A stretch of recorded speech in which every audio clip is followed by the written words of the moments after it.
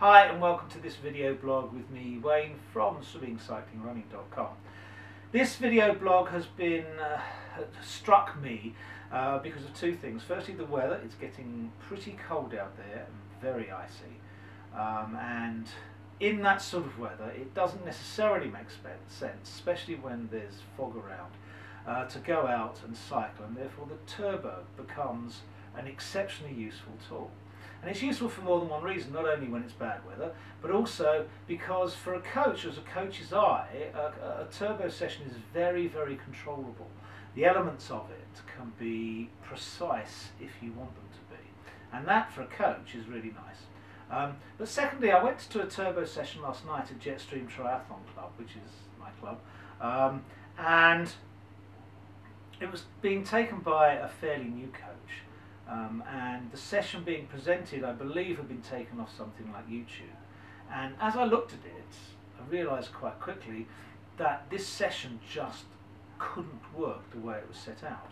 And so I thought, well, why don't I do a video blog highlighting three individual aspects, 3 points that could actually make or help you design turbo sessions that really hit the spot. So that's exactly what I've done today. Now, you can find resources out there that have good turbo sessions. There are lots of them. But when you see something, at least you should be able to analyse it and say, oh, that doesn't quite hit what I want to do. We have on swimmingcyclingrunning.com a free turbo session, a free cycle session, and a free swimming session every week.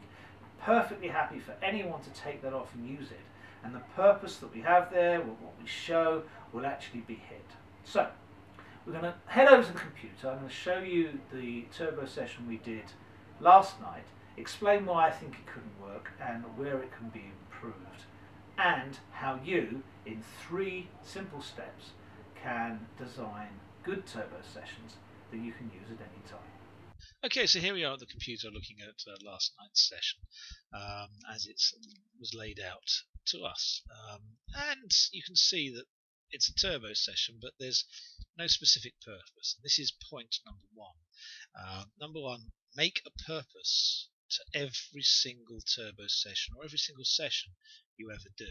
If you don't have a purpose, you can't know what the session is meant to do and if it's achieving what you think it should be achieving. Okay, so there's number 1, make a purpose.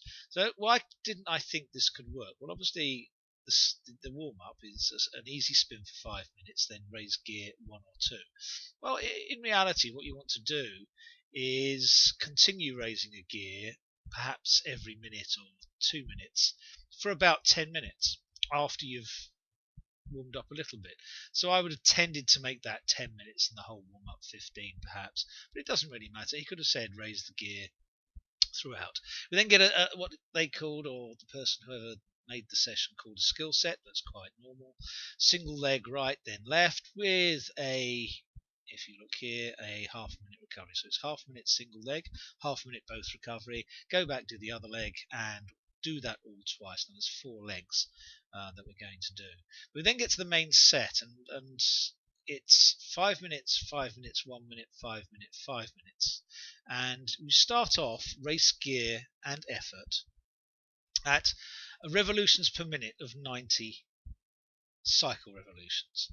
Okay, that's fine, you can do that. Then the next instruction says up gear by 1 and then increase the revolutions per minute to 100. Confusing, because generally if you up the gear from a race pace effort, you're going to be going higher than race pace effort. That then would be difficult to raise the RPM.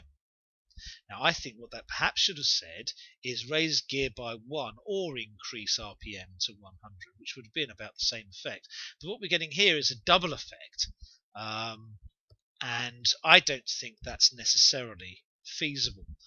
Certainly no one in our session managed to raise their gear and raise their RPM to 100 from race gear and race effort. Remember, that's where we're starting from. And the 1 minute, up gear again, and now raise the RPM to 110. Now, we're already talking about going above our race gear and effort, and we're saying now go even harder than that and increase the RPM again. Now 110 is pretty fast, and I don't think that's feasible in any circumstances. Now what would have helped here is if we had a purpose to the whole set. It may have given us an indication of what level we were meant to start at, or what race gear and effort actually meant. As far as I was concerned, I mean, this is so we need something at the top that says purpose. But another thing that would have helped is this column that I have here, which is energy systems. I've actually blanked this out, and I'm just going to fill it in now with what I think this meant. Easy spin in level 1, level 2 raise gear to 1 or 2, you can go up to level 2, perhaps into slightly level 3, but the overall thing's going to be level 2. When you're doing skills, you're likely to remain in level 2. However, as soon as we hit race gear and effort, we're into level 3, unless we're looking at something like Ironman racing. So for example, if this was Ironman effort increasing, that would have been made sense, and then that would have been level 2, because high level 2 would be an Ironman effort. But from here, what we're looking at is going up to level 4 and then staying in level 4. Now level 4 is lactate tolerance stuff, and that's what this effectively became for everybody, lactate tolerance. But there was no way that we could hit the revolutions per minute. If this had been level 2, level 3, level 4, level 3, level 2 at the end, then there would have been a far greater chance of actually hitting that particular set's goal, which we didn't know. That's Ironman. Now, what I would have said here is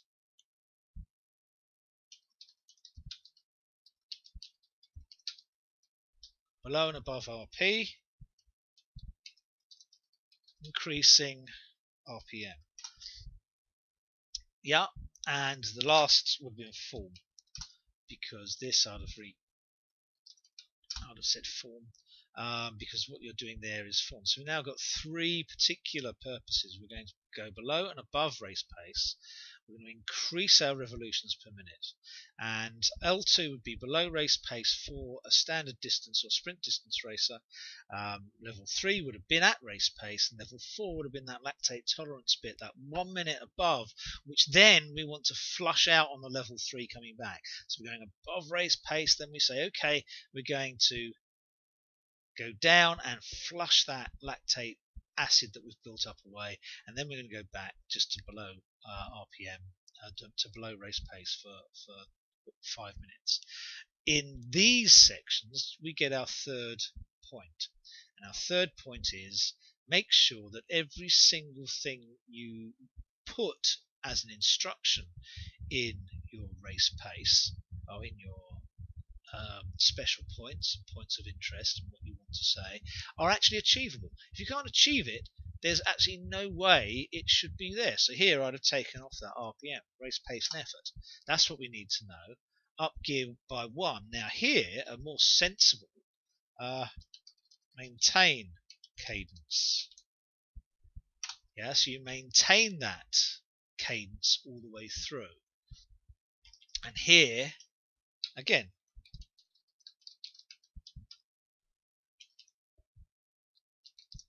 maintain cadence again. Now, if you can maintain cadence as you're increasing the effort, yeah, this one could say 90 RPM. So you're trying to go 90 RPM. Well, that's actually probably a more sensible thing would be 80 to 90 RPM. 80 to 90 RPM, and then maintain cadence, and on the way down you do exactly the same thing, so you chop off those RPMs. But here we have something that's calculable, something that actually says what we've done over the session. And in all, if you look at this, it's now become a well balanced turbo session.